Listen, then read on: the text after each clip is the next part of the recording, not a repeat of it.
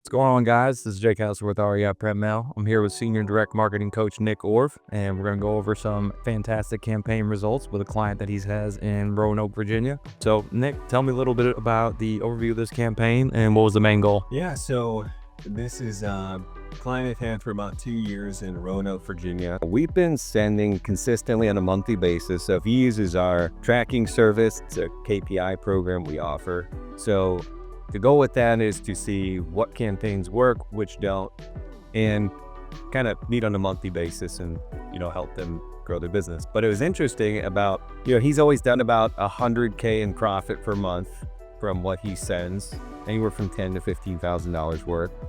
I'd say it was up until last November. I think it was last November. We were going over his KPIs, and there's this little section that shows you how often you pick up the phone.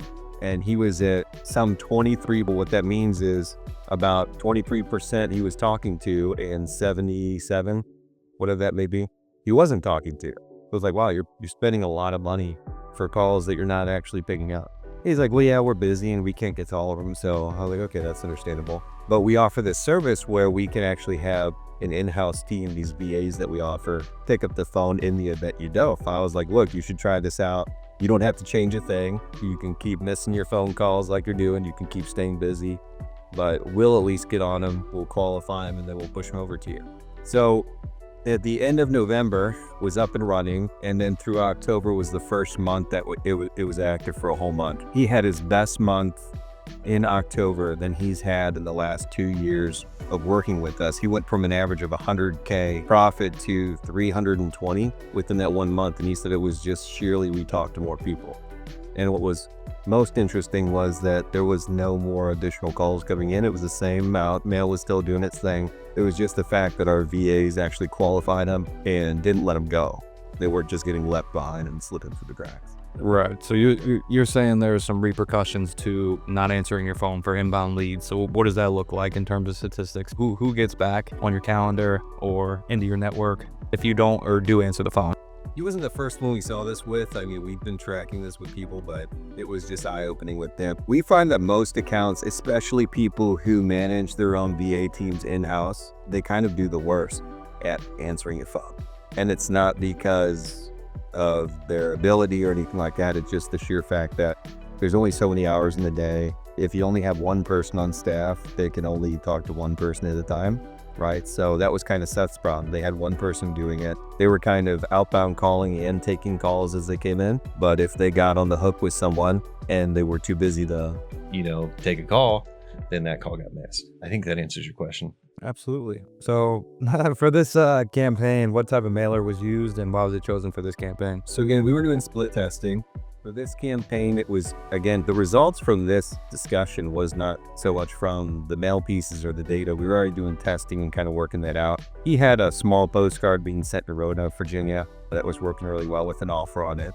And he already knew we're very clear on, these offers are based off an AVN model. So these are guesses on what properties are worth. And then we discount the price and make an offer. So he knew going into that he would get a better result, but these numbers are all just guesses. So he had to be a good salesman and did really well with them.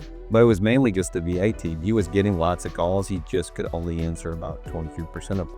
He couldn't get to the rest. Okay. And then what was the market area? That was Roanoke, Virginia. But he also hits In Fayetteville, I think that's North Carolina. He hit other parts of Virginia. And I think at one time we were doing Florida as well. So he's kind of one of these individuals that do virtual wholesaling or local fix and flipping. So we had multiple markets going. And even more to that point, if you're doing things in one market, that's one thing. You can kind of have more control over it. But when your team is split across 4, 5, 6 markets, like that makes everything that much more confusing and takes that much more time. So having the BAs be there to kind of act as a safety net, I think, again, is what really helped him with this guy. So for this campaign specifically, what was the response rate on average and how does that compare to, let's say, the national average? He's a great client of mine. I don't want to give all his secrets house away, but I'd say he is across the board. I mean, because we're in so many places and we narrowed it down to the ones he performed best in, he's right there at the average. I don't know if I put a number on the national average, somewhere between 0.5% and 1%, but he's in that range. Nick, how many pieces of mail is he sending monthly and how often is he sending them? At this point, now it kind of gradually do this, but he sends between 15 and 20,000 pieces per month, about 3 different markets. We send on a weekly cadence.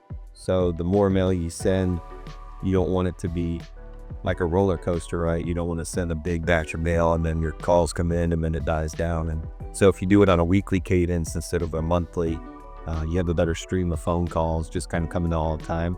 For someone like that who's mailed for years and multiple years consecutively, it kind of is all just like mixed in together. He could go on vacation today for the next month and his phone won't stop ringing because he's got 2 years of mailing behind him. The pounds a lot.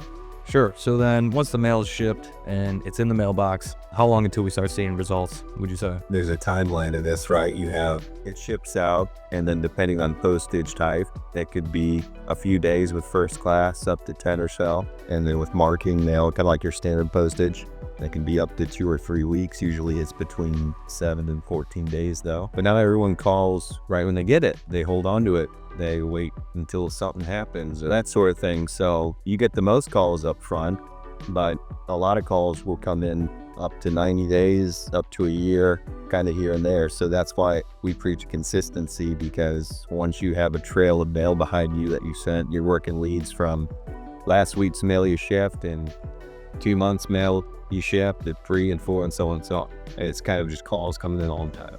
Sure. It And doesn't matter as much at that point. what's the longest time that somebody sent a piece of mail out and they've received a call back or got a contract from a mailer that they sent maybe, let's say, month one? It's right within that range. Depending on the time of year and what's going on with the elections recently, that slowed the Postal Service up a little bit. But overall, I mean, I feel like they have their stuff together. It's typically you ship the mail out and within 2-3 weeks max, most of the time, mail's hitting doors and balls are coming in. It could take longer, but it depends again on postage and things like that. Let's say someone gets a piece of mail in month one and a year or two down the road. What's the longest that we've seen somebody get a contract or a deal from a piece of mail? We just had a meeting with one of Scott's clients who we were going over his KPIs, and we noticed he pulled up the deal he got. And that was from a campaign that he had done a test on almost 2 years ago, like 18 months. So person got mailer 18 months ago or so, had never decided to call in, and then called in off that same mail piece because we have a unique number on it, so we knew it pinged in the system. You got a phone call for that mailing, and that mailer had never been sent on a campaign after that point. So yeah, almost 2 years. So in terms of mail pieces, you're typically sending offers on these. What's the difference in response rate from a mail piece with a soft offer, say offering 80% for the home value versus maybe a neutral letter without a soft offer? There's pros and cons to every mail piece is how I look at offer mailers. The pro is you get a lot more attention. You get a higher response rate, typically sometimes 2-3 times the amount you would get by not sending an offer. Now, the downside of that is that, again, these are based off ABMs. So these automated valuation models, these are like data companies come, anytime you pull a list, a data company will have their own estimated value, right? Zillow has something called an Zestimate. Redfin has one, Realtor has one, and they're all different. These are guesses on what a property's worth. So we're taking what we think sellers are going to reference the most, which is the big free websites. So that's where we start, and then we back into a discount to make an offer on all those offer mailers. So this is just kind of how it works and what we tell clients, but it's really important to know that these numbers are guesses and they're not designed to sell or close your deal for you. They're designed to get a foot in the door, so then you can have a conversation about what things cost and then negotiate and come to an agreement on a price. I say that because we have people that still say, well, I got a call that the guy liked the offer and I couldn't do it. Well, that's kind of the point. It's a marketing tactic to get someone who's interested and willing to take a 20% discount based on what Zillow told them. That's a pretty good lead. Now you just got to do your job and kind of go out there and talk. So framing that for people is really important. We want to make sure people check their offers and make sure it looks good before they do it, but it's a very useful tactic. With the non-offer mailers, the pro is that there is no price discussion on them. The downside is you typically don't get as many calls. There's nothing that is really calling them to reach out to you to sell their property because they have no idea there's no price on there. So most of the time though, the benefit is you don't have a set price up front that you have to negotiate down from. Granted, you don't get nearly as many calls. And because then I think more people that do call from those, they're either A or B. They're either not interested or they're motivated. right? Because why would you call up that mailer unless you needed to sell your property without having any idea what you could sell it for? So again, yeah, there's pros and cons to each. Sure. So what's the typical offer amount that you would use, and does that change based on your market or home value, or what's that look like when you're kind of playing with your offer amount that you're putting on the mail piece? It's based on kind of two things. One is what we see working. Generally, we recommend for someone new starting with offer mailers is to start at 80%. We've noticed that if you're below that too much, it really affects calls. And if you're too much over that, it makes negotiating harder for someone who's not used to offer mailers. So we say start there. And then if you feel like you can go up more, do it. And if you feel like you need to go down, you can go down from there. So that's a safe place to start. Licensed agents, though, if they're looking to do marketing with offer mailers, we typically, especially if they're investing and they can wholesale or do other things, but also list a property, we recommend going higher because they have that last resort option to list the property. So that higher offer to actually make sense. And then in more competitive markets, California, for example, like in San Diego, you probably want to start at 85.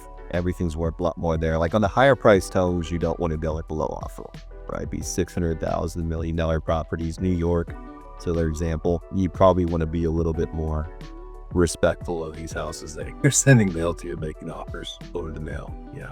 Got it. So moving back to call team, let's say now we have a majority of inbound leads or a pool of inbound leads. How does follow-up affect these? And does it add to your conversion rate for deals, or how does the follow-up process affect investors, and why is it beneficial to them? Yeah, so kind of like in this client's case, I mean, their downfall was, I mean, they were doing well, don't get me wrong. They were making good money and that's why they kept mailing, but their downfall was they only picked up the phone 1 out of 5 times, right? So that's not a good thing. So we fixed that. They got them up to about a 95% live answer rate.